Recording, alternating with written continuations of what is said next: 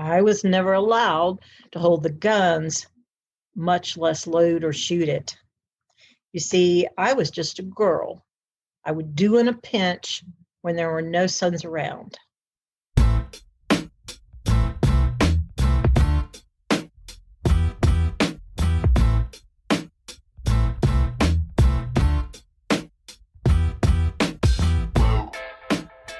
Hey there and welcome to Grit, True Stories That Matter. Grit is a weekly podcast about stories, the contemporary, personal, narrative kind of story, and the people that craft and tell them.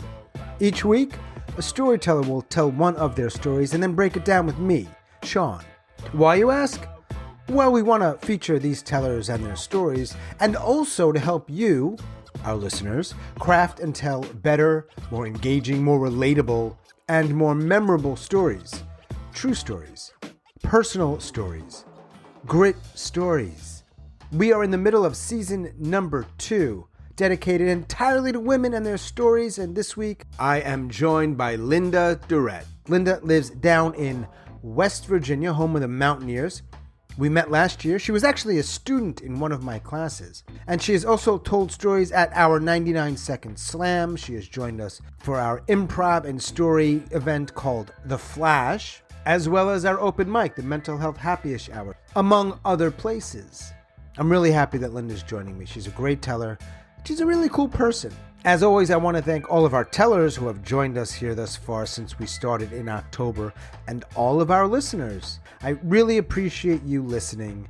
And if you've got any feedback you want to give or questions, reach out. You can email us hello@storygrit.com. You can find us on Facebook and YouTube. And you could also help us out if you listen on Apple by rating and reviewing this podcast. It really helps. Thanks so much for that. Okay, Linda D., let's dive in. Now, I know you took a class that I taught, but we knew each other before then. How did we first meet? We met because I had joined up with the West Virginia Storytelling Guild, and they were promoting your work, some of your classes and groups. So I actually eavesdropped on a couple of your classes. Cool. Didn't make myself known, but like, this is pretty cool. I think I want to associate with this group right in the middle of COVID. Yep. I love to tell stories. I love to write. I love creativity, and I really missed hanging around with those kinds of folks. I'm glad we found each other. Me too. I know, and I remember on our first day of class, you had shared that your family had a long history in was it storytelling or poetry or something like that, right? My father's sister, my Aunt Irene, was the poet laureate for the state of West Virginia. There it is, yeah. So there is that creative link. And there's some other people in my family that are artistic as well. And you're in West Virginia. That's where I live now. I lived in North Carolina for over 33 years, though, in the Charlotte area. Oh, that is a few hours away from me, at least. Mm-hmm. I'm in Chapel Hill. Right. Originally from New York. I always make sure people know that for some reason. Nothing wrong with North Carolina, but it's just not New York. All right, so you went North Carolina to West Virginia. Right. Home of the Mountaineers. Mm. Beautiful state.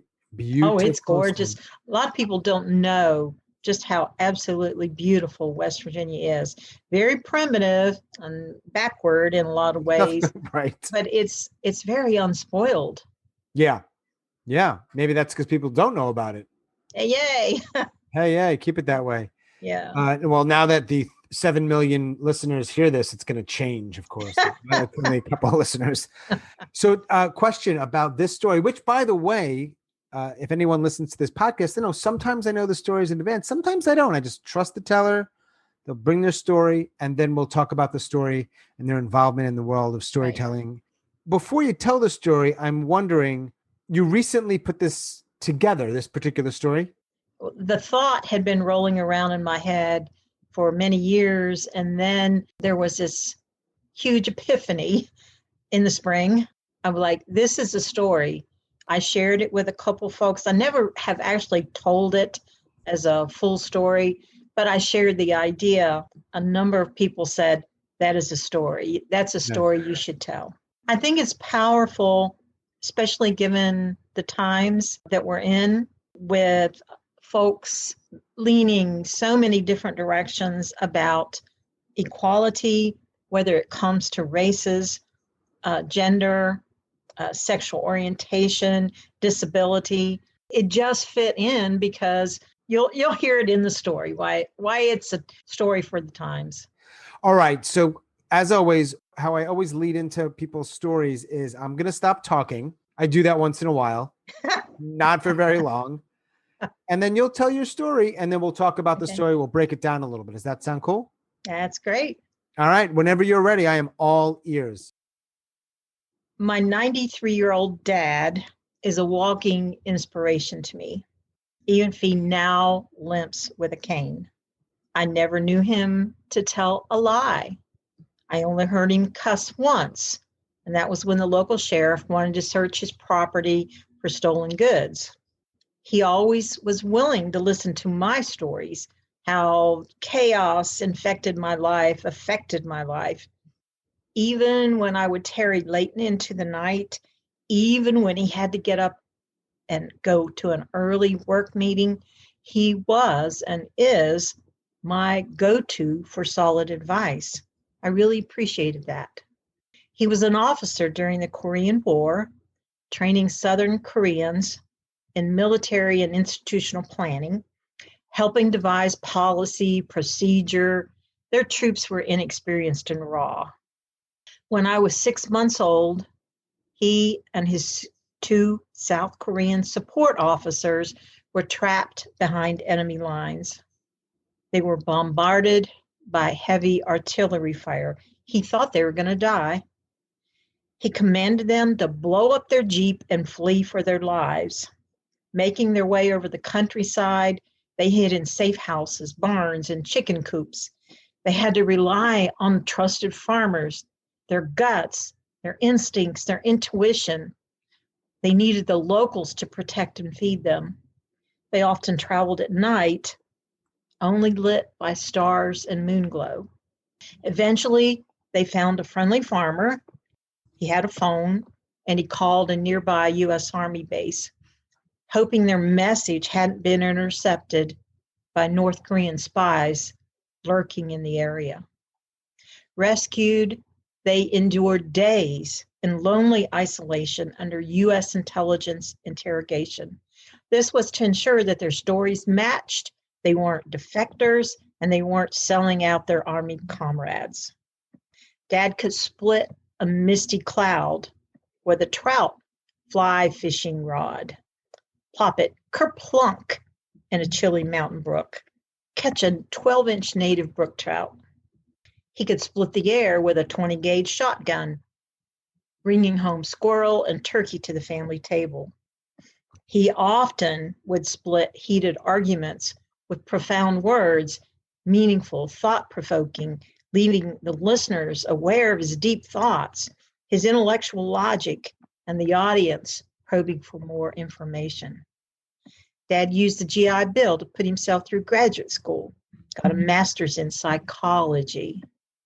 As a side hustle and being a pool shark, he could have gone professional, but he picked up extra cash, playing pool, betting.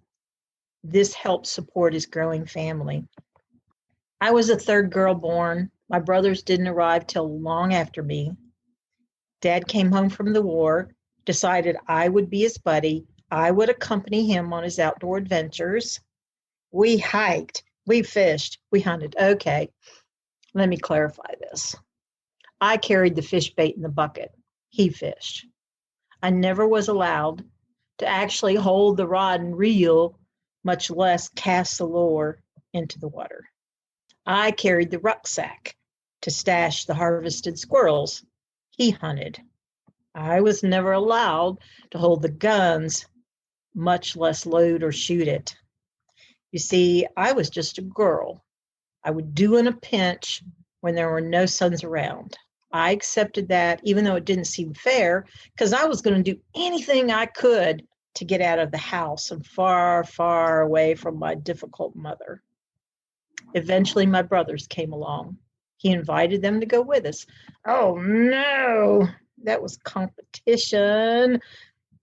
When they jumped in the car to go with me and Dad, I sternly told those bratty boys their place was in the back seat. I would be sitting in the front seat with Dad. It made me sad when, for their 12th birthdays, they got shotguns, ammunition, rods, reels, tackle boxes. I got a Betsy Wetsy when I was 8, and then when I was 12, I got a Barbie doll. As life progressed, things changed, time warped.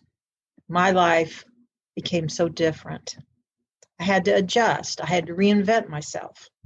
On my own, I figured out how to fish, boat, hunt, and even went primitive camping by myself in the North Carolina mountains. Just me, my German Shepherd, and my 357. Being outside, breathing fresh air, sunshine, rain, that was my sanctuary. That's where I found my splendid peace. I studied, became a North Carolina master gardener, a certified North Carolina beekeeper. My flower gardens were even featured in the Charlotte Observer. I started writing a garden column for the Charlotte Observer, a Pulitzer Prize-winning newspaper. Things I embraced since childhood now embraced me. I was happy. The first time I visited Dad after Mom died this past spring, I pulled up in the driveway. I stared, started bawling and sobbing. The black, choking dust of her narcissistic pallor was gone. Sweet serenity and blessed healing. Oh, it enveloped the roof, the porch, the doors. I couldn't wait to get inside to visit with Dad. Dad has slowed down now. He's had many days filled with quiet and nostalgic moments. We still have deep discussions about everything from filibusters to taxes, legacies we want to leave to our children, our grandchildren, how to grow the sweetest roasting ears, how to cook them, how to have garlic ready to be plucked for our early morning omelets, how the best garden mulch comes when you use grass clippings. And then we get into hearty debates about whose tomato plants is going to yield the first juicy fruit. One evening about a month ago, we were sitting at his kitchen table eating Swiss chard and roast chicken sandwiches, talking about everything and nothing.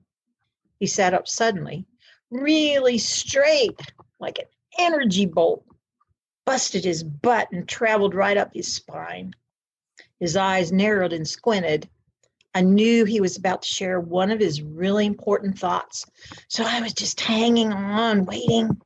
These are the kinds of ideas that had lifted and guided me for decades. I held my breath. I stopped chewing. Linda, I was wrong. I always thought men were more important than women. I was wrong. Women are just as valuable as men, and they deserve every opportunity a man should have. We need women just as much as men. We cannot survive. We cannot evolve without them. Our world needs beautiful, strong women. I gulped, quietly choking on my sautéed shallots, and then I smiled. That energy bolt, it flashed right into his heart chambers, circulated around his veins, and landed square in his logical thinking skull. It's never too late to get it right.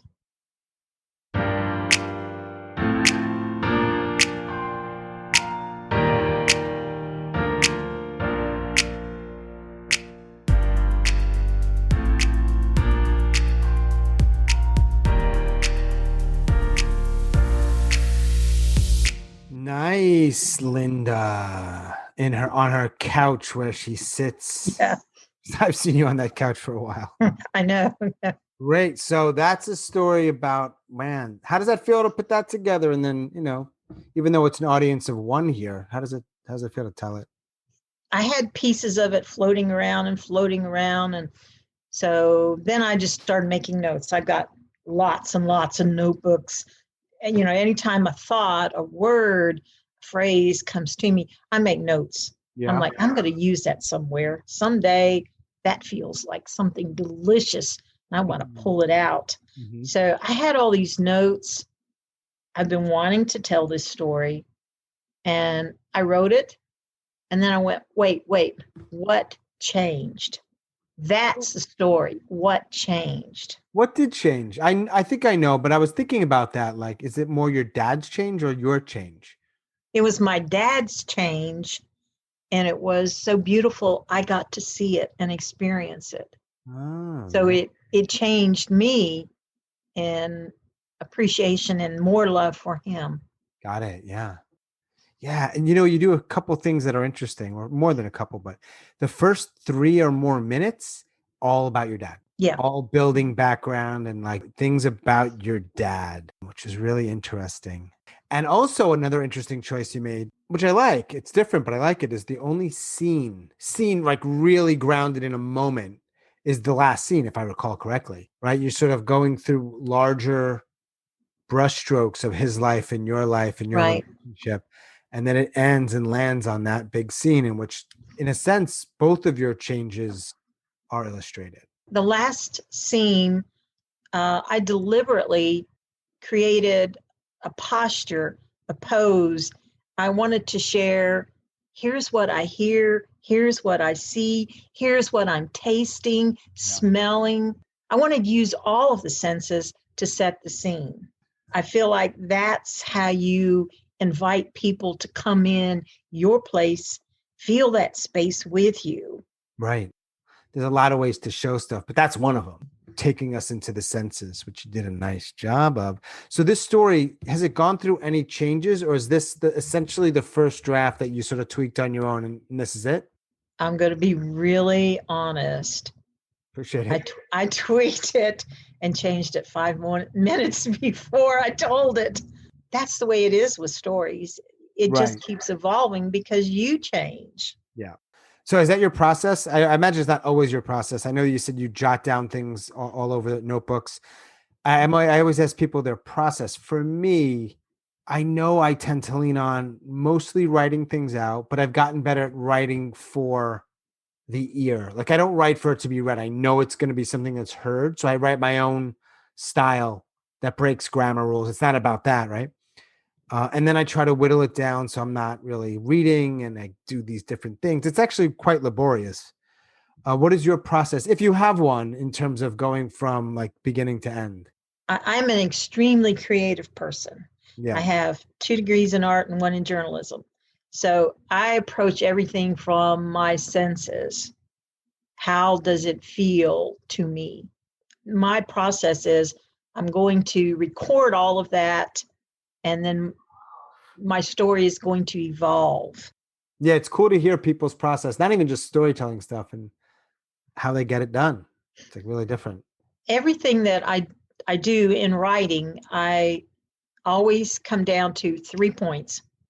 There are 3 main points to every piece of writing that I do.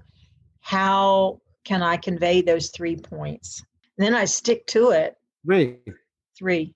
Mm-hmm. Magic number.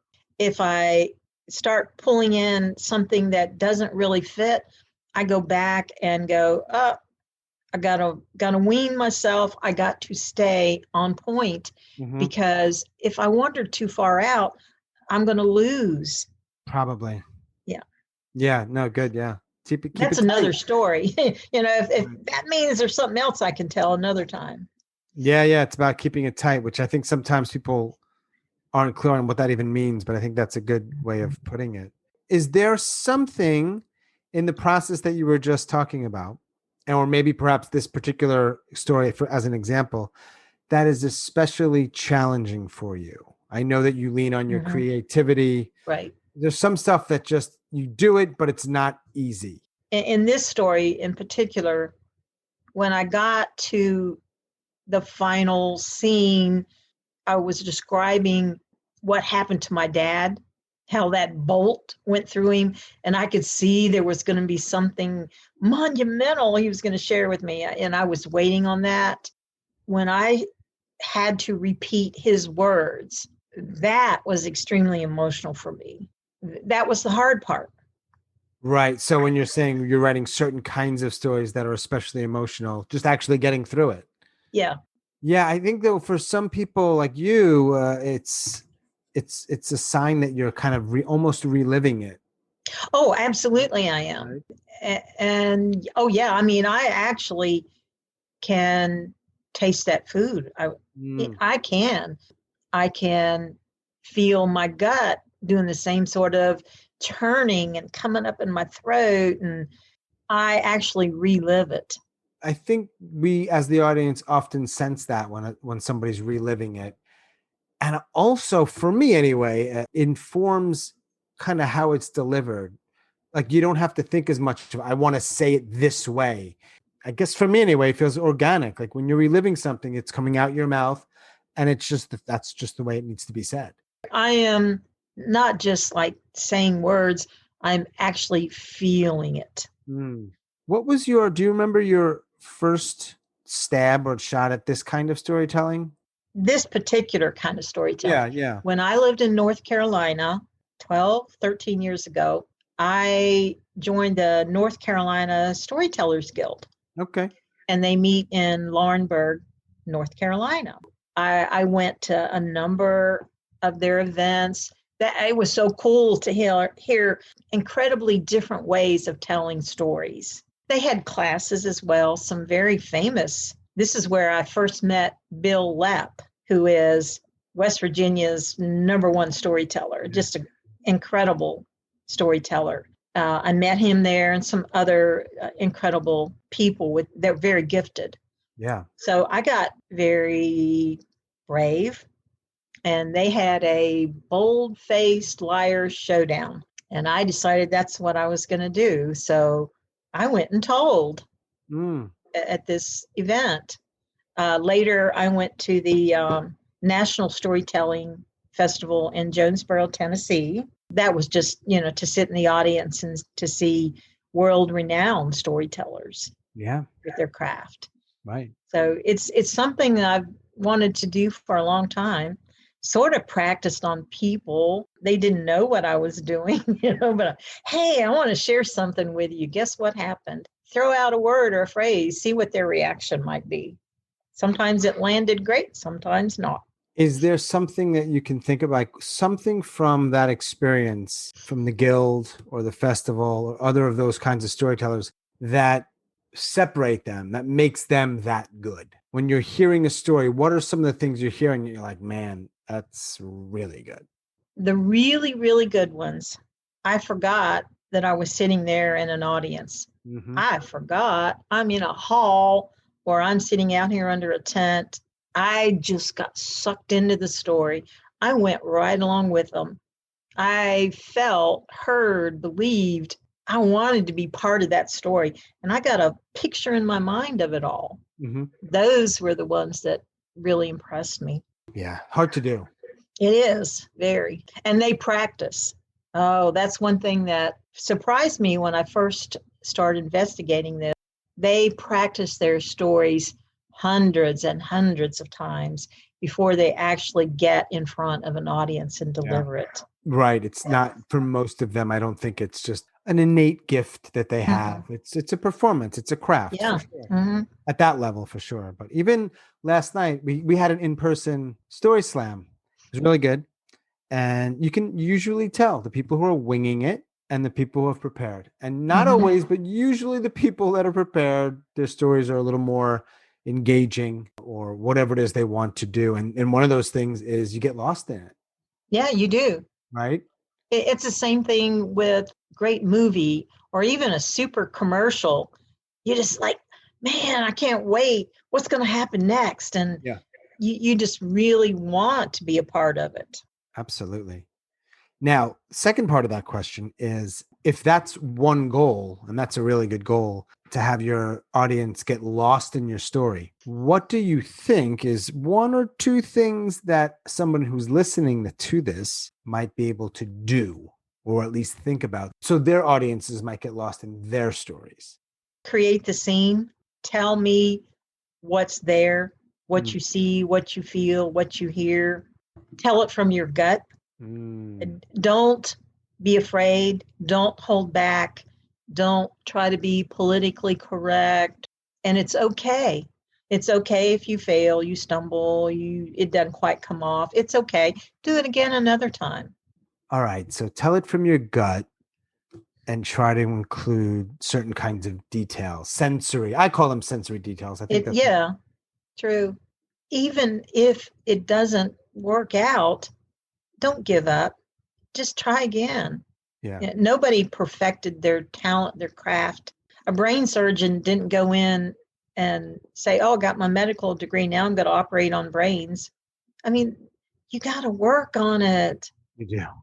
It's a journey, but it's fun. It's tricky because I think we're so immersed in story all the time, everywhere. And we also use that word very loosely. We're not always talking about a crafted personal narrative story. Think about it when we just say to somebody, hey, what's your story? Mm-hmm. It's just the way we use that word so loosely. It can mean so many things. Right. So this is sort of like a subset, subset. And it takes, well, it's a craft. That's all. Mm-hmm. Like poetry, like spoken word, or any other number of things. Yeah. The groups I've participated in that you've led, some people did phenomenal. And I'm like, wow, that's really good. And then there are other people that were just getting into it, but they tried. And I applaud anybody that puts themselves out there, lets us see the inside, what's going on. I'm like, yes, do it. And it's not done usually, but just start with heart. That's what I say. Start there. Mm-hmm. Then you can shape and carve and craft. But if you don't start there, it's hard for me. Some people don't care about it. I do. I do too. Yeah. So you had said Bill Lapp. Are there other tellers that you've run across, whether it's from back in the NC days or on your Zoom days, that you really like? I'm going to have to mention my Aunt Irene. I mean, she's passed, but now she wasn't a storyteller, like we're talking about. She was a poet, but she told stories in her poetry. Mm-hmm. And she used words in a lyrical way to bring you along so that you could sense it. Nice. She had a lot of influence on me as far as how to use words. Poet laureate of West Virginia. Mm-hmm. Your dad's still around? Yeah, he's 93. So that happened not that long ago, that exchange that we hear in the story. Just a couple months ago. Wow. What do you think happened where that change really, I don't know, what's the word I'm looking for? How did that happen? No, to reach 93 and have been, a soldier and pretty ingrained and stubborn, actually, about your life, your beliefs. And to come to that point, I think a couple things happened. My mother died. He has been spending a lot of time alone with his own thoughts, reflecting on his life, his legacy, what he's leaving behind. We've had a lot of conversations about that. I think it just hit him. He's looking at his children. Mm-hmm. What is he going to leave behind? What does he want them to think about him as a man, his values, his honor? I believe his process led him to the point that all humans have value, are worthwhile. No human, no gender, no race is better than anybody else. Mm. And that's why, I ended the story with, it's never too late to learn, to grasp a new idea, to embrace a new way of thinking. Mm-hmm. That's what I feel our nation, our world really needs to do.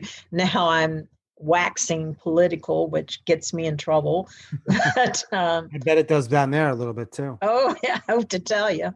But also, it's not only that, but you, given that this is a personal story, you also appreciate that and see him in a different way. It wasn't just him, it was you. He's been sharing a lot of stuff with me.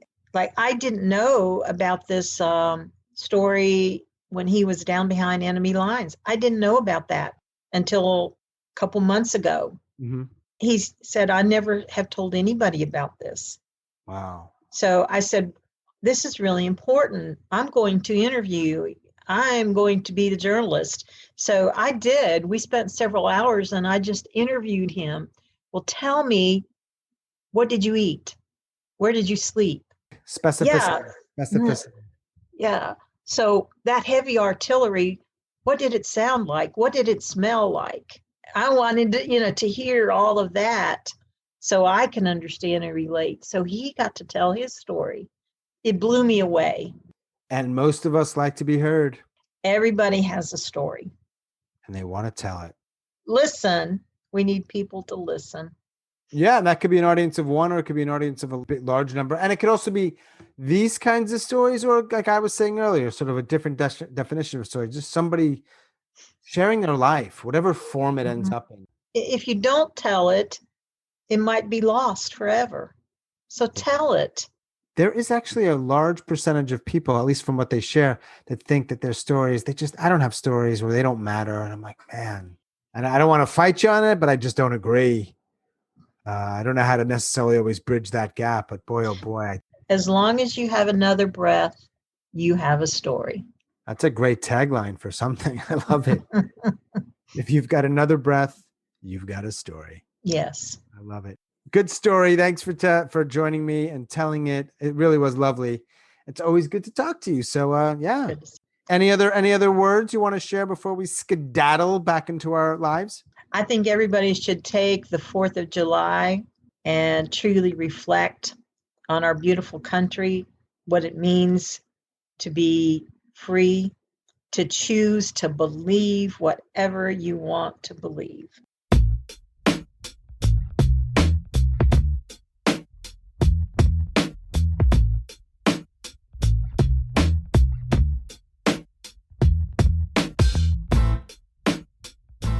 As always, thanks so much for listening and all of your support. And special thanks to Linda down in West Virginia.